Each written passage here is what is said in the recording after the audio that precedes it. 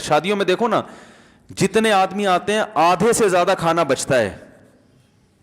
کوئی ایک بوٹی بھی ایسی نہیں ہوتی ہڈی پہ لگی ہوئی جس کو پورا صاف کرتا ہو. ران کی بوٹی نکالی, دو نوالے لیے, لگی ہوئی ہے, وہ چھوڑ کے چس پہ آ گیا ڈائریکٹ. بکرا کھا رہا ہے تو چانپیں ابھی پوری نہیں ہوئی تھی کہ وہ لیگ پہ چلا گیا. او بھائی پہلے اس کو تو صاف کر لے. نہیں, ہر چیز کا ٹیسٹ لینا ہے. ضائع ان پہ پیسہ خرچ ہو رہا ہے, لاکھوں روپے خرچ ہو رہے ہیں.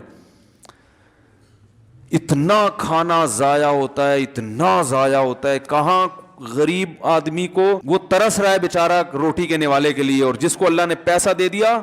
بھائی ہم یہ نہیں کہتے کہ ولیمے میں اچھا کھانا نہ کھلاؤ, آپ کو اللہ نے زیادہ دیا تو اچھا کھاؤ, اچھا کھلاؤ, لیکن ضائع مت کرو. اللہ نے کہیں بھی یہ نہیں کہا کہ اچھا مت کھاؤ. یہ جو لوگ کہتے ہیں نا ولیمہ سادگی, سادگی کا یہ مطلب نہیں ہے کہ آپ اپنی حیثیت کے مطابق کھانا نہ کھلائیں. اب آپ ڈیفنس میں رہتے ہیں, آپ نے بیان سنا جی ولیمہ سادگی سے ہونا چاہیے, لوگ ولیمے میں آئے, آپ نے دال چاول لا کے سامنے رکھ دیے کہ جی ہم نے علماء سے سنا ہے ولیمہ سادگی سے ہونا چاہیے. تو آپ کھلائیں, جو جیسا مرضی کھلائیں, لیکن ضائع تو نہ کرو بھائی.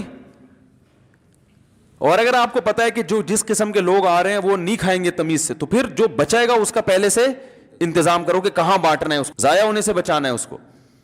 ہمارے بعض اکابر کے واقعات ہیں. حضرت مفتی تقی عثمانی صاحب دامت برکاتہم نے ایک بزرگ کا واقعہ لکھا, ان کا نام نکل گیا ذہن سے.